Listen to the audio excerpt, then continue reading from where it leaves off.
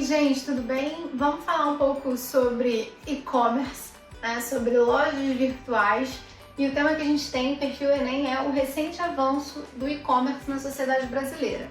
O primeiro ponto que eu marco para vocês aqui nessa frase tema é essas duas palavras, né? Recente avanço, porque elas podem nos indicar qual o problema que a gente tem, né? Qual seria o problema? Acho que dá pra gente sempre pensar que tudo aquilo que avança e avança rapidamente, de modo muito recente, traz alguns problemas, que trazem algumas questões que tem a ver, acho que dá pra gente comparar até com o tema de 2018 do Enem, a manipulação do comportamento do usuário na internet por conta do controle de dados, né?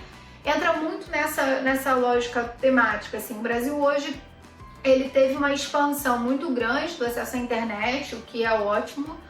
Em termos de democratização, a gente ainda tem problemas e tal, mas a gente teve muita expansão, sobretudo com os pacotes de dados de empresas telefônicas para smartphone.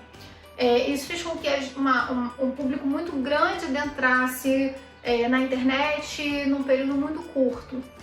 Por que eu acho que isso tem relação com o tema de 2018? Porque esse avanço que a gente teve, ele não foi acompanhado de uma consciência para o uso da internet.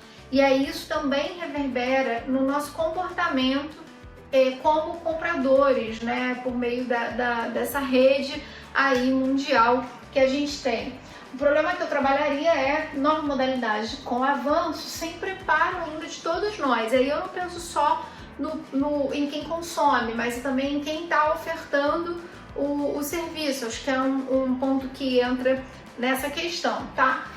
Indo pelos textos de apoio, pensando na parte dos textos de apoio, e se você quiser, você nos envia um e-mail que vai aparecer na legenda para você, ou nos envia um direct, se você estiver vendo pelo IGTV, por exemplo, que a gente pode enviar o tema para você. Eu sempre faço um trabalho, não sei se você é recém-chegado ou recém-chegada aqui, eu sempre faço um trabalho para a gente reconhecer as ideias possíveis a partir de um diálogo com o texto de apoio. O texto 1 vai trazer pra gente a explicação do que é o e-commerce, essa dinâmica bem do Enem, né? Assim, ali na edição de saúde mental, a palavra estigma vinha sendo explicada, então é um ponto para vocês pensarem, não entrar em desespero, caramba, não sei o que é e-commerce, calma, respira fundo e vai ler o texto de apoio, porque o Enem traz esse texto que é um grande apoio mesmo, esses textos que são bastante apoio para você pensar as temáticas, esse é um ponto. Outro ponto, a minha dica que eu dou para você também, como estratégia, é não discutir esse tema, não vi nenhum lugar falar sobre esse tema, sobre esse assunto. Então você já encontra uma questão para ser trabalhada na sua redação, que é esse tema é invisibilizado, esse tema não é colocado como pauta. E tudo aquilo que não é colocado como pauta na nossa sociedade dificulta também a nossa compreensão, porque significa que a gente tem um acesso mais restrito à informação acerca daquela questão que está sendo apresentada, tá? O texto 2 vai trazer pra gente o seguinte, assim, o e-commerce, ele já indicava avanço, já havia uma previsão antes da pandemia de avanço no Brasil. É até legal pra você pesquisar a história do pessoal da Dafit, né, aquele site que vende várias marcas. Ele tem a ver com essa percepção de que no Brasil a gente estava tendo um avanço do público consumidor via internet, né, um público virtual aí, e vem a criação do site. Bom, o Brasil já vinha nessa perspectiva de avanço do e-commerce, da loja virtual, né, enfim, do comércio eletrônico. Mas a pandemia, ela acentuou. A gente passou a comprar muito mais, eu não sei vocês, mas eu estou fazendo isolamento, saio para dar aula e volto. Tenho a chance, a possibilidade onde eu moro, comprar praticamente tudo de maneira virtual, e a gente tem feito isso. Mas um ponto que o texto vai trazer pra gente é que houve um aumento de 82,1% se comparado ao ano de 2019, anterior à pandemia, só que o gasto, a média de gasto foi menor.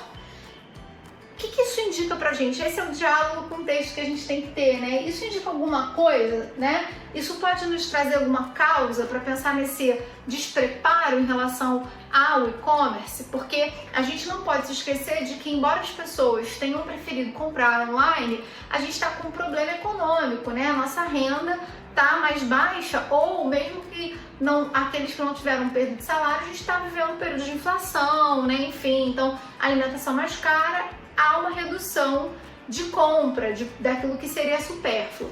O que eu penso que a gente poderia trabalhar com uma hipótese aqui de problema é em relação aos lojistas. Por exemplo, aqueles que se prepararam achando que iam vender mais e não olharam a dinâmica do mercado. Acho que isso, a gente vai ter algumas ideias que se tocam, né? Que tem a ver com o despreparo daqueles que estão entrando nesse mercado. Digo, despreparo dos vendedores, né? Como é que eles podem estar atuando nesse período de pandemia? Como é um período recente em que a gente está vivendo um problema nunca antes vivido, né? Por várias gerações, pelo menos, né, nesses 2 últimos séculos, a gente pode trabalhar com a ideia de que muitos ainda não estão preparados, não estavam preparados para lidar com essa dinâmica atual. Muitos vendedores que só vendiam em lojas físicas migraram para o comércio eletrônico. As lojas americanas, inclusive, têm um apoio nesse sentido para a parte da logística. Aqueles que não conseguiram migrar estão certamente tendo mais problemas, mas ao mesmo tempo aqueles que migraram com conhecimento sobre esse perfil desse mercado consumidor virtual. Supostamente não, eu acredito que não, é uma hipótese explicativa nesse sentido. Certamente, talvez, é possível dizer que eles não tenham um preparo efetivo para lidar com essa dinâmica, então isso seria uma causa do problema. O texto 3 vai falar que nós temos mais acesso à internet, foi o que eu falei ainda há pouco. Mas sobretudo, aí ele vai trazer, antes mesmo da pandemia, vai trazer dados sobre o Reclame Aqui. Há sobretudo um problema de armazenamento e de estoque, de estocagem aí dos vendedores. A gente pensa inclusive que o maior problema é de entrega, demonizando aí os correios, o que eu não concordo, porque não é assim. Inclusive muitas dessas empresas trabalham com outras dinâmicas de entrega, dinâmicas já privadas de entrega, mas o problema que o texto aponta não é esse. O problema tem a ver com armazenamento e com o estoque. E aí de novo eu fico pensando nesse despreparo dos vendedores. A reclamação maior é a demora na entrega, e aí o texto vai falar sobre a questão da logística, ou seja, foi vendido um produto que não necessariamente tinha estoque, né? E não tinha estoque porque os vendedores não tinham condição de armazenar um número muito grande desses produtos. E aí, de novo, a gente está falando sobre o despreparo do brasileiro para essa dinâmica comercial, o que vai ser um problema para a nossa estabilidade do e-commerce, né? Para confiança. Inclusive, o texto vai falar sobre isso, que essa questão da demora da entrega reduz a credibilidade do vendedor, né? Então, aquele consumidor que comprou num determinado lugar e por conta da demora passa a não comprar mais.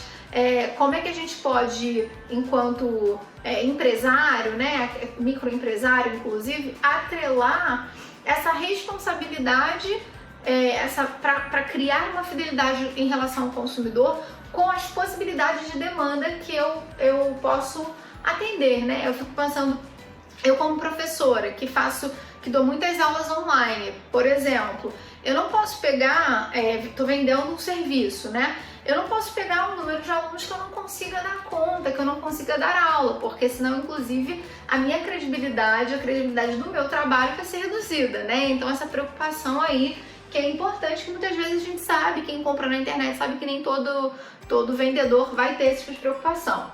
O texto 4 vai trazer pra gente dados sobre o consumo. O que a gente mais compra na internet?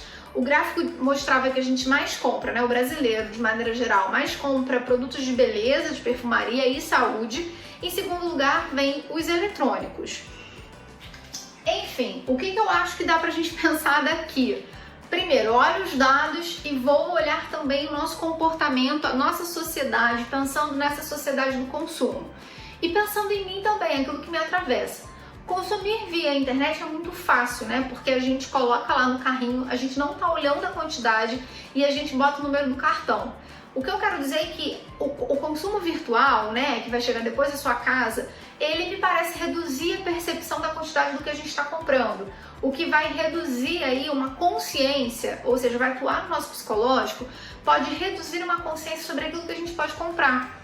Então, muitas vezes me parece que a gente corre o risco, nesse sentido, de comprar mais do que a gente precisa ou comprar mais do que a gente pode pagar. O e-commerce, eu acho que é um caminho aí grave para a gente ampliar um outro problema que tem no Brasil, que é o endividamento das famílias, tá? Então, acho que tem uma questão aí, eu volto, né, a falar do despreparo do consumidor para esse tipo de modalidade de consumo. A gente ainda precisa ser educado para um consumo sustentável, sobretudo no ambiente virtual. Acho que tem no Brasil uma lógica, eu estou botando ali amadorismo e lógica do todos podem empreender. Aí também é uma hipótese explicativa sobre o comportamento do brasileiro.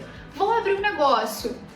É só você querer. Não, calma, não é só querer. Para você ser empreendedor, embora a sociedade atual, e isso faz muito parte da dinâmica neoliberal, que tem a ver, inclusive, com a precarização do trabalho, a nossa dificuldade de arrumar emprego, as reformas trabalhistas, enfim, todas essas questões nos impulsionam ao MEI, por exemplo, que é o microempreendedor individual. Houve um aumento significativo do cadastro, tá?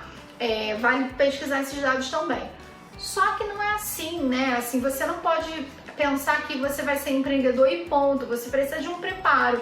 Então há uma ilusão nesse discurso neoliberal de que todos podem empreender e basta você querer, quando para ser um empreendedor, para conseguir administrar suas finanças, para conseguir atender o seu mercado consumidor, é preciso que haja um conhecimento sobre esse mercado, sobre a sua capacidade, até onde você pode investir, até onde você pode alcançar e como inclusive alcançar o seu mercado consumidor. São informações que são de extrema relevância para você organizar seu negócio e que muita gente não tem acesso e acaba entrando de gaiato no navio, né? Como diz aí o ditado popular.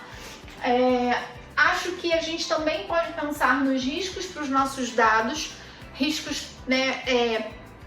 Será que todas as pessoas no Brasil que estão usando hoje o consumo virtual, as lojas virtuais, elas têm noção das seguranças possíveis, as seguranças necessárias para os dados do seu cartão? Isso é um ponto muito importante para pensar também, né, imagino eu, para olhar essa lógica do e-commerce. Agora, né, por conta da pandemia, como o nosso consumo virtual aumentou, os bancos estavam mandando mensagem sugerindo que a gente usasse mais o cartão virtual do que o cartão físico, porque o cartão virtual é aquela numeração que fica modificando, né? Não sei se você sabe disso. E por que os bancos estavam mandando essas mensagens? Porque estava vendo muita clonagem de cartão. Meu cartão foi clonado, inclusive. Estava vendo muita clonagem de cartão. Muitos de nós estávamos tendo que cancelar cartão, pedir outro cartão, enfim. Então, assim, é uma questão da instabilidade ainda da segurança na internet, né, na nossa rede, em relação aos nossos dados. Isso é uma questão também que vai implicar um problema para o e-commerce. E penso, por último, também em desconhecimento em relação ao PROCON, desconhecimento dos deveres de quem está ofertando o serviço e dos direitos também do consumidor. E eu acho que isso é também uma outra questão no Brasil. A gente conhece muito pouco os nossos direitos como consumidor, como consumidora. A gente compra um produto, as reclamações têm muito a ver com isso. Compra um produto, o produto ficou uma roupa, ficou maior do que o tamanho, né, do que você havia pensado, e a troca muitas vezes demora bastante.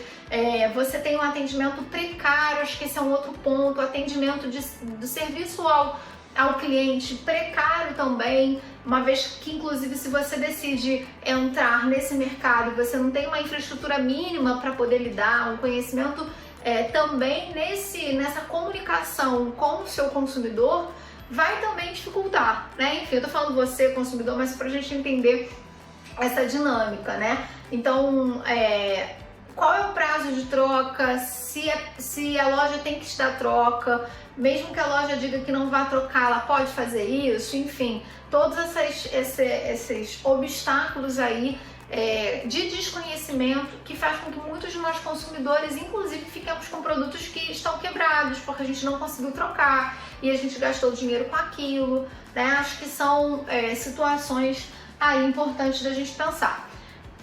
Falei já de alguns repertórios, mas acho que vale a gente pensar também na Revolução Industrial como uma lógica importante para esse comportamento de consumidor, mas sobretudo no American Way of Life, que difunde essa ideia. Acho que dá pra gente pensar, não botei aqui, mas pensando agora, o quanto é efetiva essa propaganda da indústria cultural, como o controle de algoritmos também atua para acentuar o nosso consumo e a gente não sabe muito bem como isso acontece, né? Muitos de nós, que tem a ver com o tema de 2018, mas acho que vale vocês pensarem nesse comportamento das redes, né? Nessa falta de privacidade que a gente tem, as mesmas empresas, né? Donas aí das redes sociais, isso tem a ver com as propagandas que a gente recebe, esse estímulo constante ao consumo, por meio de um caminho bem fácil, como eu falei, que é o caminho da compra virtual, e pensar na lógica da Amazon. Eu botei aqui, deixa eu ver aqui, tem um livro chamado Contra a Amazon e Outros Ensaios sobre a Humanidade dos Livros, né? A Amazon, ela compra em grande quantidade de produtos, ela consegue vender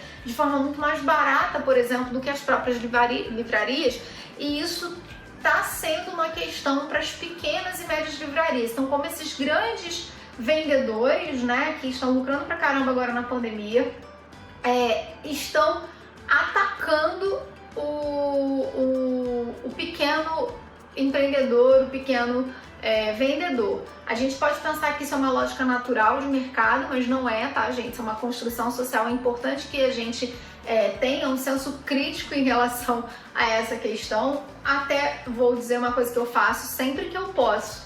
Se eu encontro um livro que está na Amazon, mas que eu consigo comprar em outras livrarias, eu prefiro as pequenas livrarias para que elas consigam se manter, para que a gente não tenha problemas de desemprego também, enfim. Então vale vocês pensarem nessas situações todas, e pequenas livrarias que também estão vendendo na internet, né? Que dá pra gente comprar pela internet. Não li ainda o livro, tô com vontade de ler, tô aproveitando no momento que tá ficando mais tranquila a minha vida acadêmica, inclusive, tô pensando em comprar, mas esse eu vou comprar, não sei nem se vende na Amazon, mas imagina, na Editora Elefante, que tem esse livro, por exemplo, que é uma outra ótima editora que eu sugiro que vocês comprem lá quando vocês forem comprar livros. Caso vocês possam comprar livros, tem estante virtual também, tem livros mais em conta, livros usados, enfim. É isso, gente, espero ter ajudado nessa discussão o recente avanço do e-commerce na sociedade brasileira. Até a próxima!